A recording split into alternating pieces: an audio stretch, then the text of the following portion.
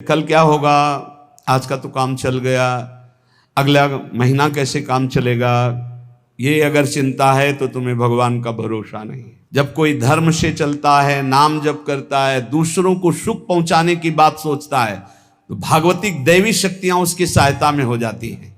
ऐसे ही नाम की महिमा है कि जिसकी जिह्वा पर चलने लगा कृष्ण कृष्ण कृष्ण राधा राधा राधा, जितना नाम जप करोगे उतना ही आपके हृदय में शुद्ध ज्ञान प्रकाशित होगा। नाम जप करोगे सिद्ध औषधि है, आवागमन चक्र से मुक्त हो जाओगे। नाम जप करोगे तो ये पहाड़ के पहाड़ पापों को भस्म कर देगा। और नाम जप नहीं है तो शुद्ध ब्रह्मबोध हो ही नहीं सकता, क्योंकि मैं रात दिन आपका नाम जप करके आपको पुकारूंगा। जीवन का सार निरंतर नाम जप चलता रहे, एक क्षण भी मत छोड़ना। जो भजन में प्रधान भाव रखे हुए वही उत्तम भाग्य वाले। श्रीपाद कह रहे मंद प्रज्ञास्त एवात्र मंद भाग्यास्त। अगर मंद बुद्धि तो मंद भाग्य, और तीव्र बुद्धि आप भजन के लिए निकले। भजन जब हम देखा कि शून्य जैसा हो गया मन, न मंत्र पकड़े न नाम पकड़े न कुछ नहीं, बस जिद, वो भी जिद्दी है। अरे तूफान को रोक लेना सहज है, हिमालय को उठा लेना सहज है, लेकिन मन को रोक लेना, ऐसा हमने योग वासिष्ठ में पढ़ा है। अब वो शून्य हो गया, जब जिद की शून्य हो गया, ना मंत्र पकड़ रहा है ना कुछ पकड़े, एकदम खड़े हो गए, पद गायन शुरू किया। अब तेरी जरूरत ही नहीं, जोर जोर से पद गायन। ऐसे थोड़ी इस पर ऐसे थोड़ी चढ़े बैठे रह गए, हर समय 24 घंटे चढ़े बैठे। तब वो धीरे धीरे धीरे फिर हाथ उठा दिया। अब वो जब सहयोग करने लगा तब आनंद आने लगा, और जब आनंद में डूबने लगा तो परिपक्व हो गया। फिर उसको थोड़ी बहुत विघ्नकारी, अंदर ही अंदर खत्म, न मंत्र में लग रहा है ना नाम में लग रहा है, ना एकदम शून्याकार स्थिति। अब हम चलाना चाह रहे मंत्र, वो बिगड़ेल कुछ नहीं सन, और उसके बिना होगा नहीं कुछ। जैसे हमारे बिना वो कुछ नहीं कर सकता, ऐसे बंधन और मोक्ष का कारण मन ही है। इसको बिल्कुल हमको ठीक करना है, दवा खवानी है, इसको दवा खवा के इसको स्वस्थ करना, तभी हम भगवत प्राप्त होंगे। हमारे बिना ये कुछ नहीं कर सकता, तो इसके बिना भी हम कुछ नहीं कर सकते, क्योंकि यही बंधन और मोक्ष का कारण, इसको ठीक करना ही है। इसलिए श्री वृंदावन में यदि आपको आने को मिला है, सत्संग मिला, धामवास मिल रहा है, अब मन से तुमको निकालनी लोक चिंता ना, नो धर्म चिंता ना देहगा, खाली करो, यही करना है। लोक चिंता नहीं होनी चाहिए, कल क्या होगा, आज का तो काम चल गया, अगला महीना कैसे काम चलेगा, ये अगर चिंता है तो तुम्हें भगवान का भरोसा नहीं। ये भजन के समय ज्यादा प्रपंच रचेगा, किसका देना है, किसका लेना है, किसने कब 10 साल पहले किसने गाली थी 10 साल पहले, वो सब याद करवाएगा। मन जलेगा, उसने ऐसा क्यों कहा था, उसने तब पकड़ोगे। तो इस समय मंत्र जपने के लिए बैठे हुए, प्रपंच करने के लिए बैठे हुए नहीं। देखो ना, यही करता है। आप जब बिल्कुल एकाग्रता पूर्वक टीवी देखते हुए तो फिर बढ़िया है, फिर कोई परेशानी नहीं। एक कुर्सी में और आदमी बैठा लो, फिर माला ले लो, कोई परेशानी नहीं। ये हम उनकी बात कह रहे हैं जो असंग होकर मंत्राकार वृत्ति कर रहे हैं, उनकी। तब इसकी असलियत समझ में आती कि मन हमारा इस समय दोस्त है या दुश्मन। भजन के एकदम विरुद्ध खड़ा हो जाता है। लोक चिंता, अभी क्रियाओं की भी चिंता करो, भजन हो जाएगा, अभी तो वो करना है, अभी वो करना है। वो जिस समय भजन में बैठो उस समय ये सोच लो कि अगर आसपास आग लग जाए तो भी हम नहीं उठेंगे। आसपास आग लगी हो तो भी नहीं उठेंगे। योगक्षेमम वहाम में हम करने वाले भगवान मुझे उठाए आके या आग को शीतल करें, उनका विषय है। और सच्ची कहते हैं यदि जब चल रहा है तो अग्नि की भी ताकत नहीं कि आपके रोम को झुलसा दे, यदि सत्य भाव में स्थित हो। प्रहलाद जी को आग में झोंक दिया गया, कबीरदास जी को आग में झोंक दिया गया, कुछ नहीं हुआ, क्योंकि आग में जो दायिका शक्ति है वो प्रभु के द्वारा दी गई है, प्रभु ने ही प्रकट की है। पूरी लंका जल गई, हनुमान जी महाराज की पूंछ के बार में भी झुलसन नहीं हुई। क्यों? ताकर दूत अनल जय सिरजा, जरा न सोते कारण गिरजा। बोले उनके दूत हैं जिन्होंने अग्नि का सृजन किया है, अग्नि की रचना की, जिन्होंने अग्नि को प्रकट किया है, अग्नि में जो दाहिका शक्ति दी है। लोक चिंता ना। अगर आपको भगवत प्राप्ति करनी है तो तुम्हें कल की चिंता नहीं करनी। अभी वर्तमान में जो कर्तव्य है, भजन, मन को परमात्मा तत्व में लगाना, और शरीर से जो भी क्रियाएं हों, कुछ समय तो ऐसा रखो जो क्रियाहीन भजन हो। शांत, हम तो कहते हैं माला भी मत लो उस समय, ईमानदारी वाला भजन कह रहे हैं।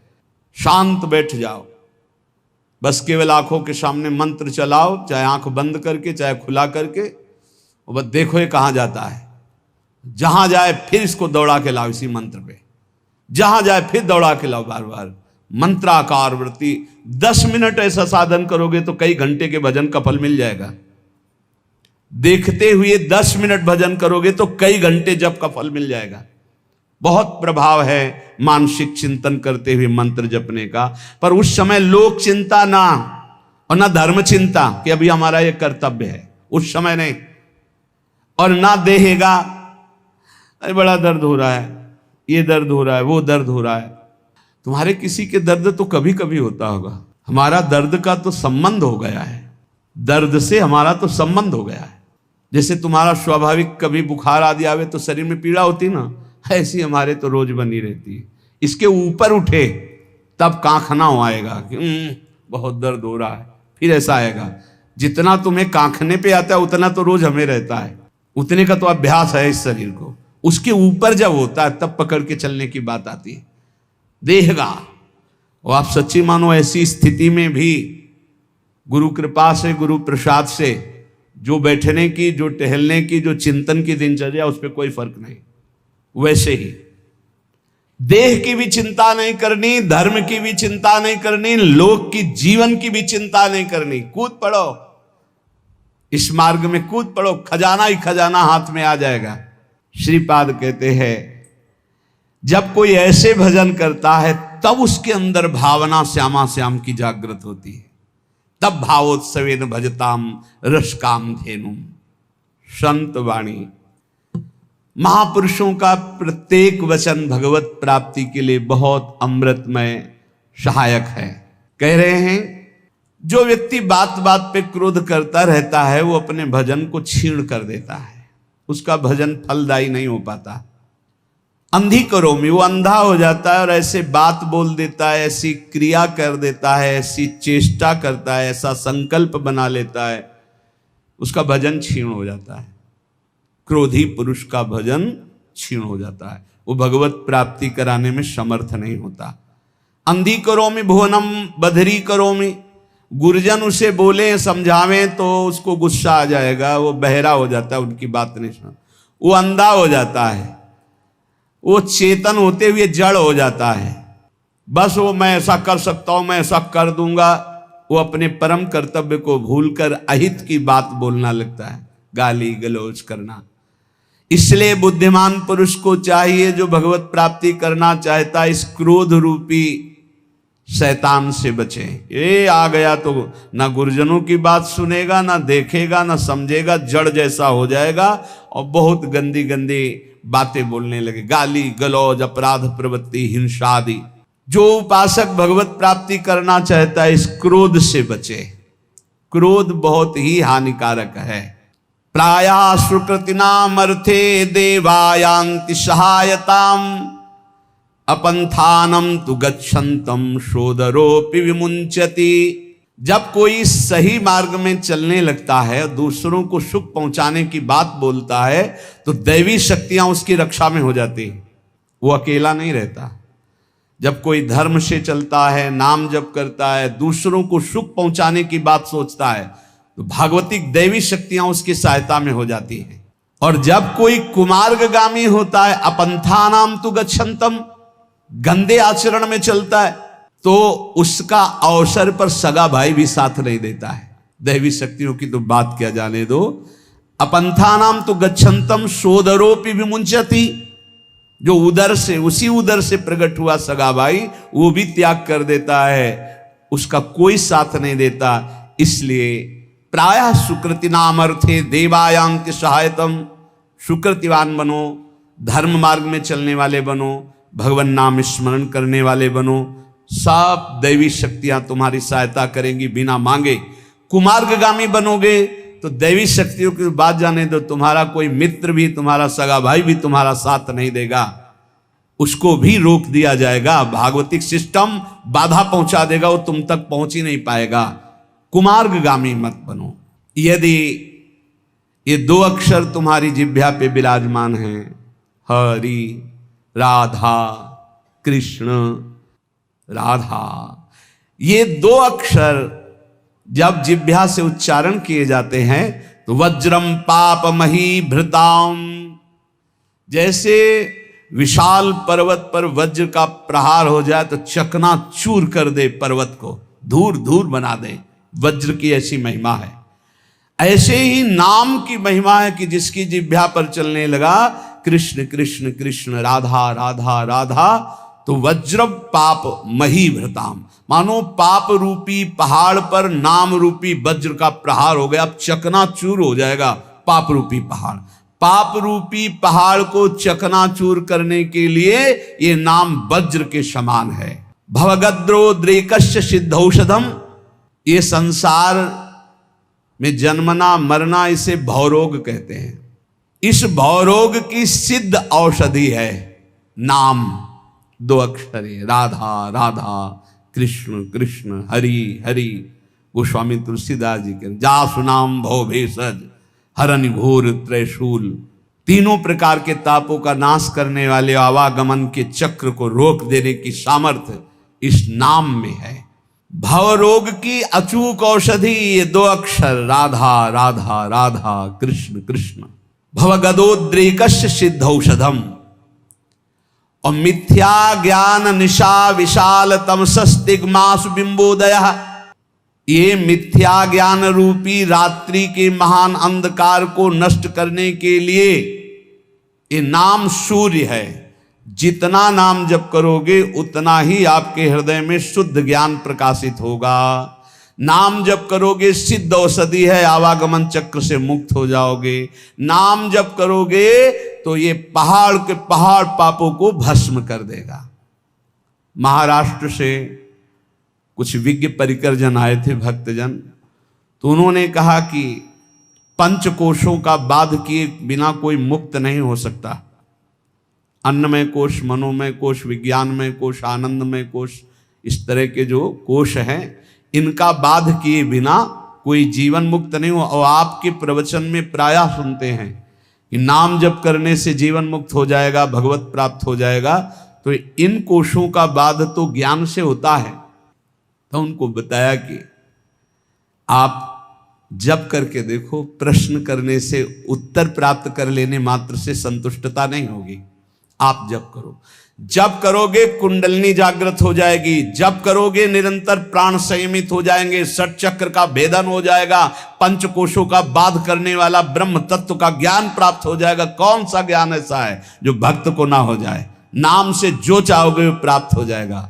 मिथ्या ज्ञान निशा विशाल तमसस्तिग्मांसु बिंबोदया, मिथ्या झूठा ये मायाकृत जो अज्ञान रूपी अंधकार है, इसका नाश करने के लिए नाम भास्कर के समान है, दिव्य ज्ञान प्रकाशित कर देगा।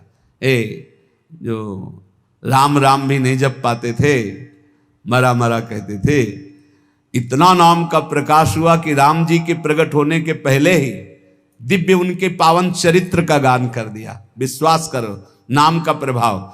जो सादर राम राम नहीं कह पाते थे, उन्होंने संस्कृत में भगवान के पूर्ण चरित्र का गान कर दिया। ये नाम का प्रभाव। कोई ये ना समझे कि नाम से कैसे, जो योग से प्राप्त होता है, जो ब्रह्म ज्ञान से प्राप्त होता है, वो सब नाम जपने से सब प्राप्त। और नाम जप नहीं है तो शुद्ध ब्रह्म बोध हो ही नहीं सकता। ये काशी से आए हुए एक महापुरुष की बात। मैं नित्य विश्वनाथ जी को जल चढ़ाता हूँ गंगा स्नान करके। मैं नित्य वेदांत का अनुशीलन करता हूँ गुरु चरणों में बैठकर। इतने वर्ष हो गए ब्रह्मानंद की प्राप्ति के लिए उपाय करते हुए, और 65-70 वर्ष की अवस्था संन्यास वेश। उनका काशी से आपका प्रवचन सुनाऊं तो केवल एक प्रश्न का उत्तर लेने आया हूं, मुझे अब भी शांति क्यों नहीं मिली? शुद्ध हूं, कहीं भी अशुद्ध आचरण नहीं, कहीं भी किसी भी तरह की कोई त्रुटि नहीं। क्या त्रुटि है जो मुझे शांति प्राप्त नहीं हुई? तुम कहा आपके दर्शन से पता चलता है कि आप शुद्ध साधक हैं, आपके वचनों से पता चलता है कि आप प्रयासरत बहुत अच्छे साधक हैं, पर जो हम त्रुटि पकड़ पाए वो आप पकड़ पाए? क्या आप निरंतर मंत्राकार वृत्ति करते हैं? उन्होंने कहा नहीं, बस यही एक त्रुटि है, जाओ ये कर लेना। प्रक्रिया बताई। महीना 1.5 महीना बाद जब आए थे तो खूब आनंद पूर्वक एकदम जैसे कोई अपने रिश्तेदार से मिले ऐसे, और बोले बस एकदम, क्योंकि वही एक त्रुटि है। समझ रहे हो? गुरु चरणों में बैठ के वेदांत भी पढ़ते सब, लेकिन जो चाहिए वो नहीं था। क्यों?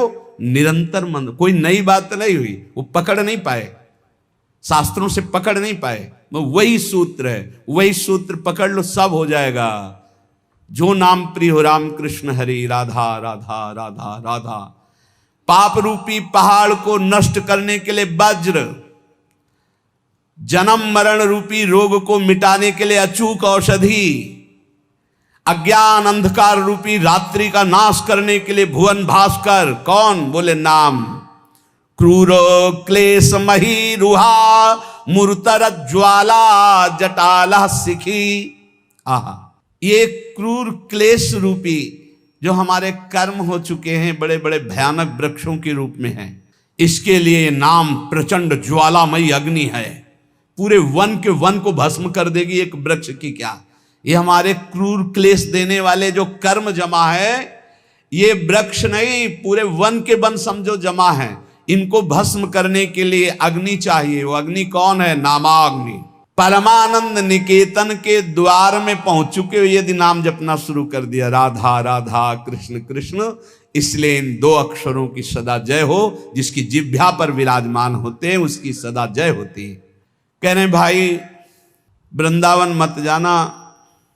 क्यों? बोले हम पहले से तुम्हें सावधान कर रहे हैं, एक चोर रहता है वो तुम्हारे चित्त को चुरा लेगा।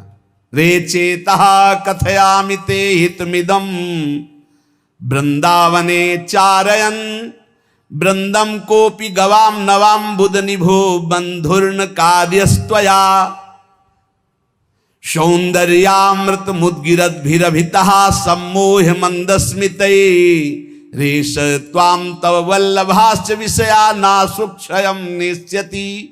सावधान मत जाना, ब्रज नगरी में, वृंदावन में, वहां एक बहुत बड़ा चोर रहता है। क्या?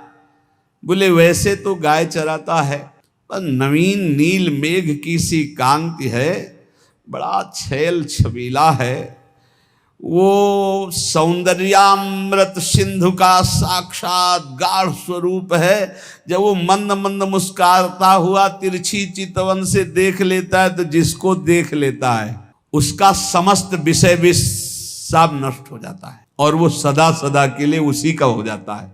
इसलिए यदि तुम्हें विषयों में सुख चाहिए तो बोले वृंदावन मत जाना। वृंदावन का ठाकुर ऐसा है, ये चित चोर है, ये ब्रजे वसंतम नवनीत चोरम है, गोपांगना नाम च दुकूल चौरम, अनेक जन्मार्जित पाप चौरम, चौराग्रगण्यम। बढ़िया है, ऐसे चोर मिल जाए भाई, इनके लिए तो तड़प रहे हैं, मिल जाए चुरा ले हमारा मन, सारी परेशानी चली जाए। पर पंडित राज जगन्नाथ जी महाभागवत है, वो कह रहे हैं भाई इसका भाव ये भी है कि चिंता मत करो, तुम उनकी नगरी में पहुंच गए हो, जिस दिन खेलते खेलते आएंगे वो चुरा ही लेंगे। कदावा खेलंतो ब्रजनगर वीथी सुहृदयम हरंतो ब्रज हरंतो श्री राधा ब्रजपति कुमारो शुक्रतिला। देख लेना, अगर ब्रजनगर में वास करते हो और रसिकों के अनुसार चलते हो तो कभी न कभी खेलते हुए ये दोनों युगल सरकार आएंगे और तुम्हारे चित्त का अपहरण कर ले जाएंगे। प्रभु मुझे मांगने पर भी कभी धन सुख मत देना, क्योंकि सुना है जो धन का अभिमानी धन भोगी हो जाता है वो परम धन से वंचित हो जाता है।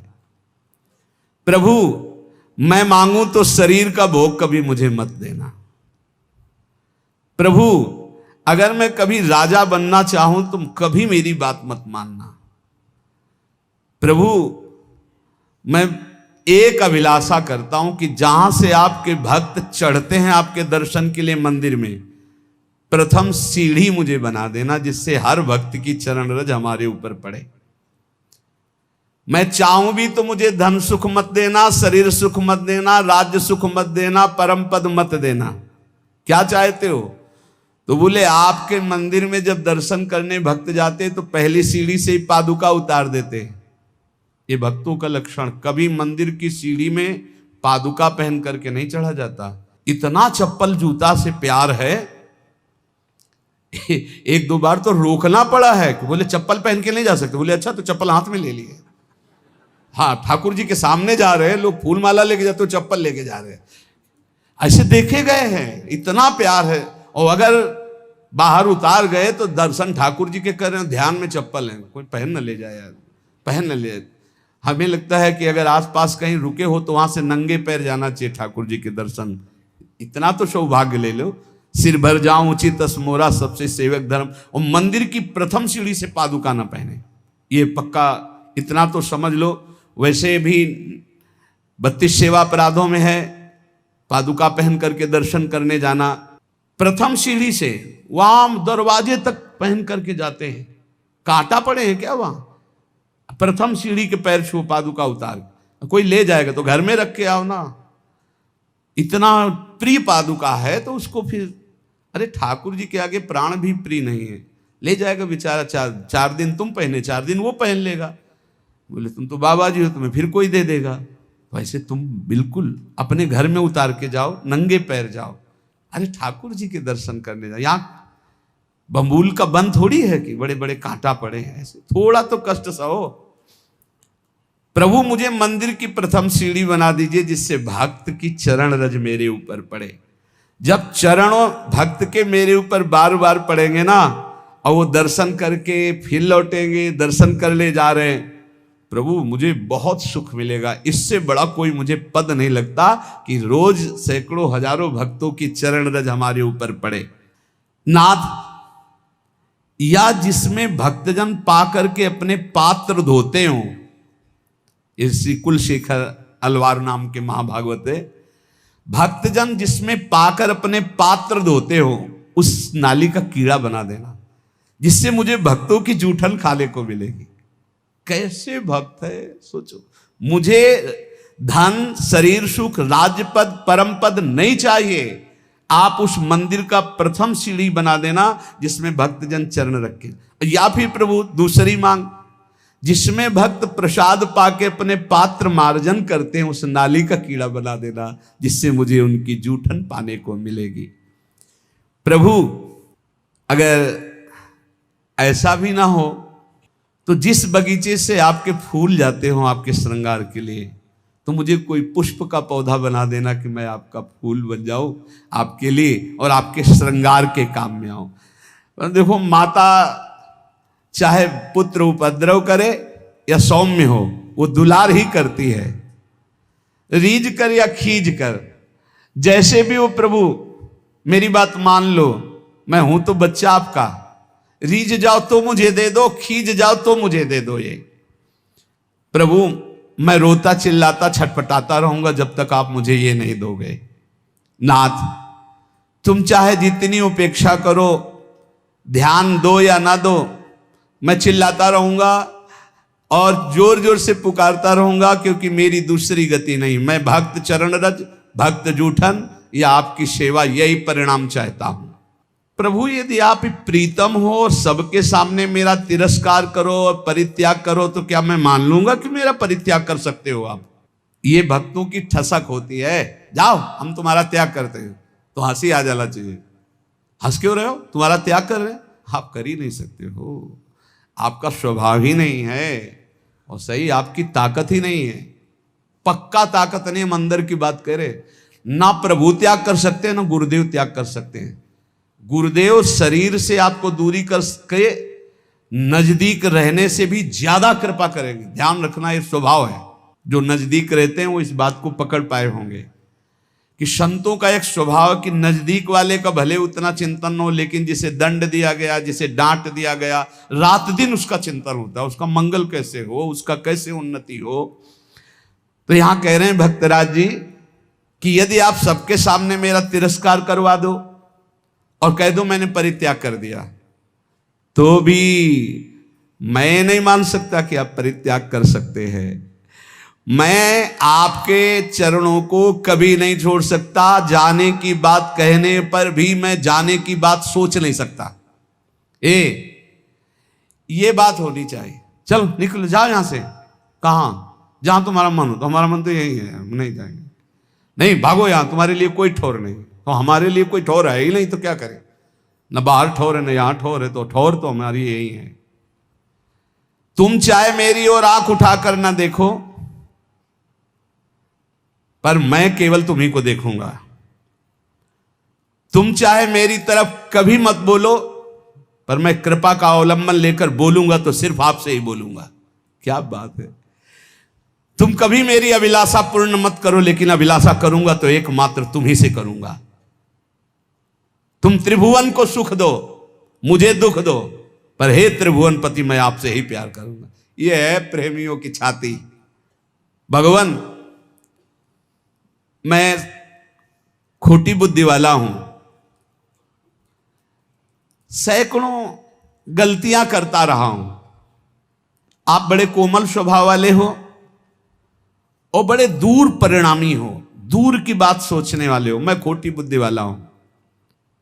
देखो प्रभु, जिनके रोग होता है सैकड़ों प्रकार की औषधियों के चक्कर में पड़ते हैं, क्लेश उठाते हैं, रोग मिटाना चाहते हैं, पर हमने पकड़ लिया एक महान औषधि, नाम रूपी रसायन का निरंतर पान।